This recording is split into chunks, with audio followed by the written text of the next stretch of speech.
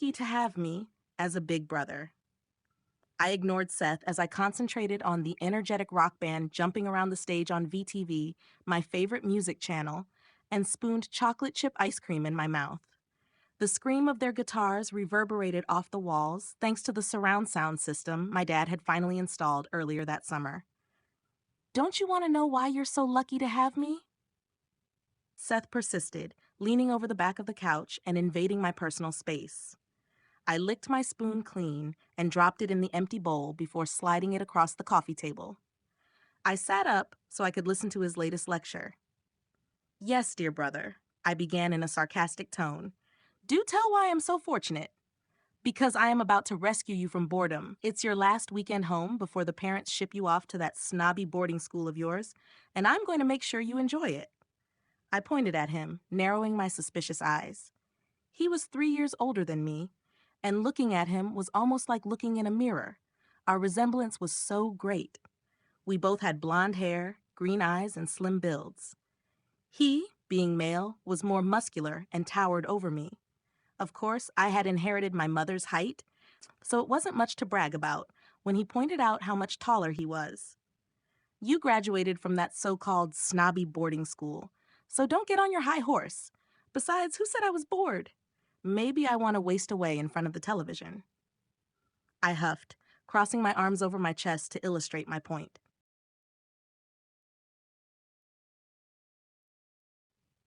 He rolled his eyes, hopped over the back of the sofa, and dropped beside me. His lips curled into a smug smirk as he shifted so he could pull an envelope out of his back pocket. He handed it to me, and I peered inside cautiously. Seth usually was a good big brother, but he's been known to pull a prank or two, especially on me.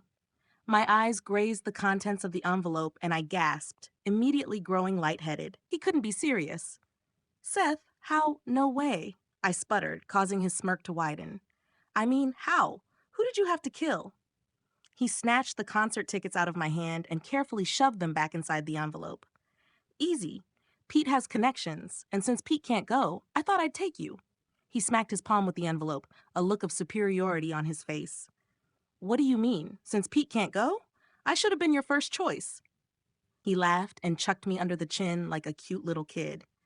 Didn't you just say last week these guys were a bunch of hopped-up Neanderthals who probably savaged innocent girls for kicks? Okay, so maybe I did, but that didn't mean their music wasn't fantastic. That doesn't matter, I quickly amended. I love baseball, even though I think a lot of the players are overpaid jocks. You are such a hypocrite, he muttered, taking the tickets out of the envelope to peek at them again. What? Did he think they suddenly changed into tickets for, I don't know, Julio Iglesias? If that was the case, he could definitely count me out. I am not a hypocrite. I'm a music fan. Big difference. I refrained from sticking my tongue out at him. I was about to enter my senior year of high school, so I figured I'd act a little mature. Whatever, he grinned. So are you going or what? Are you serious? Of course I'm going. For someone with a high GPA, he sure seemed pretty dumb. The concert is tomorrow night. Pack a bag because we're getting a couple of rooms. He leapt from the couch and bounded up the stairs, laughing at my slack-jawed response. For safety purposes, he called over his shoulder. Safety purposes, my butt, I mumbled as I slumped back into the sofa. Tell me, dear Isabella, am I or am I not your favorite brother? Seth grinned as we made our way to our front row seats. When I say front row, I mean front row balcony and not front row as in right in front of the stage. I mean, I know Seth is good, but he's not that good. Still, the seats were pretty awesome. Let's forgo the cliched, you're my only brother, and just say, yeah, Seth, you are my favorite brother. I took the concert shirts he handed me and frowned. Just because he bought them didn't mean I had to lug them around all night. Did it? I'm gonna get us something to drink. I'll be right back. I just nodded and gazed at the crowd below me. I love to people watch. My roommate from school, Annie, always says I'm weird, but I prefer the term observant. After all, if I hadn't been so observant, no one would have ever known Dean Gold spiked the punch at the fall festival. Okay, bad example. No one really cared who spiked the punch because obviously they all like to have their good judgment impaired with alcohol. I guess it gave them an excuse to act like idiots, or more so in some cases. Me, I prefer not to drink. Not only am I too young, but the stuff tastes nasty. And I like to keep a clear head in most situations. I watched the ladies line up in front of the stage. Ladies was probably too polite a term, as most of them were dressed in scanty tops and tight jeans, and motioning wildly for the roadies to throw them something: guitar pick, drumstick, chest hair, whatever. I rolled my eyes and leaned forward to get a better look. One lady in particular caught my attention. I pressed Seth's binoculars to my eyes and focused on her. She was dressed similar to the girls around her, but she was old, as in I left the 3 kids at home with the hubby old. Didn't she watch VTV and see that the guys in this band were young? I mean, early 20s young? Talk about your desperate housewife. Stop glaring jealously at the girls in the front row, Seth said as he handed me a plastic cup full of alcoholic no-no. I winced at the smell and handed it back. Didn't he remember I was underage and not a drinker? He rolled his eyes, but placed the cup on the floor near his seat. And I am not jealous of the bimbos in the front row, I pouted, crossing my arms over my chest. Look at them. How disgusting. Do they think one of the guys from the band is going to pluck them from the crowd and make them their wife? You're too funny, Bella, Seth chortled. He took a long drink from his cup, and I laughed at his foamy mustache. He wiped it on his sleeve and scowled at me just as the house lights went down and the crowd roared. The opening band had one hit, period. They played the video over and over on VTV, and it was a decent song, though I was personally getting tired of it. I gave them the benefit of the doubt and listened, deciding their other songs might be better. Unfortunately, they weren't. But I was too polite to say so. I watched the front row bimbos jump up and down in excited furor. Even the mommy was jiggling, trying to attract attention. It was comical, to say the least, and I hoped I'd never behave that way. Maybe they all had consumed alcohol, or maybe their blood sugar was low. Who knew? And frankly, who cared? The band finally finished, and the house lights came back on. I watched the roadies converge on the stage and take apart the set. Seth struck up a conversation to his right with a couple of guys who looked around his age. Seth could strike up a conversation with a houseplant. I, on the other hand, had trouble even talking to people I knew. He mumbled something to me about getting more drinks and promised to bring me back a soda. I hoped he'd return before Controlled Environment came on stage. I was afraid he'd get wrapped up in conversation and miss their opening song. Luckily, Seth returned just as the house lights went out and the crowd jumped to their feet, screaming wildly. Yes, I joined them. I couldn't help it. I love music, especially live music, and especially if it was done well. Controlled Environment did music very well. They hadn't been around for a long time, but their first album had gone platinum, and their second was well on its way. The band came out on stage and burst into their first song. The crowd screamed hysterically. Did I say they were good? They were awesome. And okay, they were a little cute. None of them were Orlando Bloom or Johnny Depp hot, except for possibly Nick, but they weren't hard on the eyes. Jake Johnson, the lead singer, had black, and I mean jet black, hair gelled into some kind of organized mess. In his videos, his eyes always appeared so piercing blue, you wondered if he wore colored contacts. He was tall and lean with a slight build, as though he tried to work out when he had time. Nick Collins, the drummer, was the best looking. He was built better than the others and wore his bleached blonde hair spiky. He had sweet green eyes and a sweet smile to match. And his drumming skills were often compared to some of the great legends. Ronnie Stone and Matt Winslow were tall and thin, like the others, with messy brown hair. They weren't overly attractive, but you'd never know by the crowd reaction. Just strap a guitar around their necks, and they suddenly became Mr. Universe. Jake strutted up and down the stage in torn jeans, a white t-shirt, and a brown leather jacket. Leather jacket? On that hot stage? Typical bad boy attire if you were James Dean, maybe. But then, they were labeled the Bad Boy Band. Tabloid reporters followed their tour bus around practically drooling. Rumors circulated like wildfire. They even trashed an entire floor of some posh hotel in Boise, Idaho. I didn't even know they had posh hotels in Idaho. Some of their lyrics didn't help this bad boy image either. Don't get me wrong. They didn't throw the F word around in their songs just because it's America and they have freedom of speech. No, they used explicit words tastefully. Well, as tastefully as possible when using explicit words. See, that's one of the reasons I love this band. Not only was the music superb, but the lyrics were remarkably clever. Jake and Nick did all of the writing, so of course they were pegged as tragic, angry young men taking out their miserable childhoods in their music. Did they actually have miserable childhoods? I didn't know. Were they angry? They seemed pretty well adjusted to me.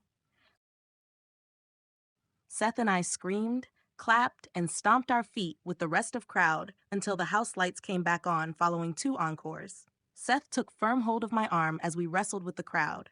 I glanced over my shoulder and laughed as the front row bimbos tried to wrangle something, anything, from roadies, preferably Jake's boxers. Seth's grip began to hurt, but he wouldn't loosen up. Sometimes he took the big brother role a little too seriously. I've invited a few people up to our rooms, he informed me. My stomach fell to my feet. Wonderful. A mass of strangers drinking who knows what until all hours of the night. So much for sleep. Oh, joy, I muttered sarcastically. My stomach rumbled as I brushed past a guy with long, greasy hair standing in the doorway of our connecting rooms. I was grateful I'd left all my valuables at home, as Seth insisted I keep the adjoining door open to give our guests more room. I flipped through the room service menu and frowned at my options. Everything was too fancy for my taste. I had a craving for something sloppy and greasy, and I knew I wouldn't get it here. Besides, I didn't want to share my food with the 20-some extra people. Let them raid the vending machines down the hall.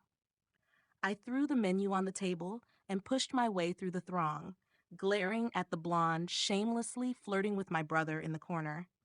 Neither one took any notice of me, so I lifted Seth's keys from the top of the television and squeezed back through my room.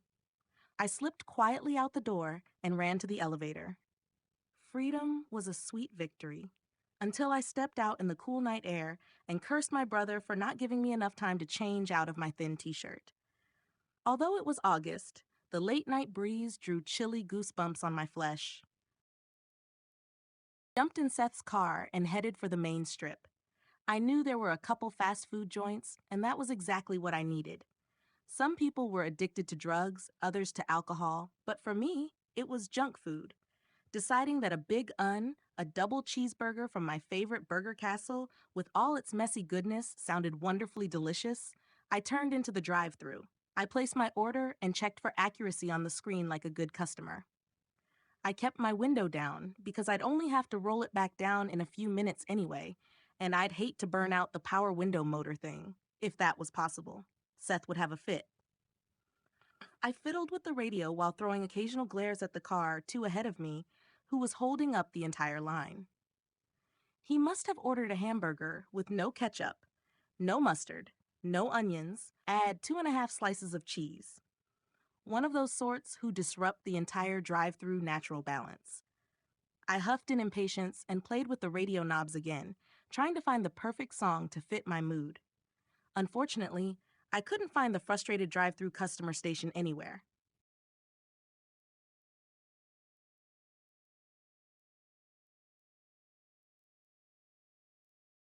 A loud bang startled me, and I looked up in time to see a guy dressed in jeans, a dark hoodie, and a baseball cap run out the back door of the restaurant.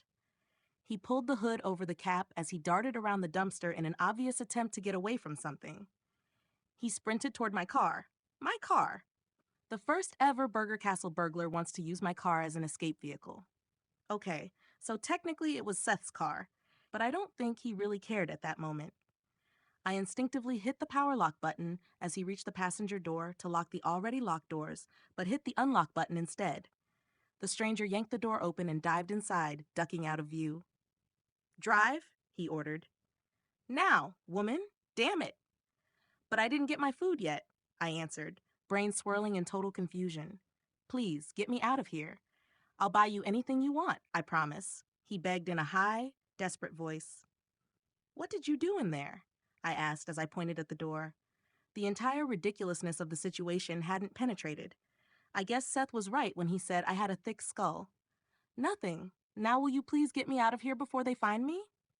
But, I began, brow furrowed, if you rob the BK, a loud bang startled me, and I looked up in time to see a guy dressed in jeans, a dark hoodie, and a baseball cap run out the back door of the restaurant. He pulled the hood over the cap as he darted around the dumpster in an obvious attempt to get away from something. He sprinted toward my car. My car! The first ever Burger Castle burglar wants to use my car as an escape vehicle. Okay, so technically it was Seth's car, but I don't think he really cared at that moment.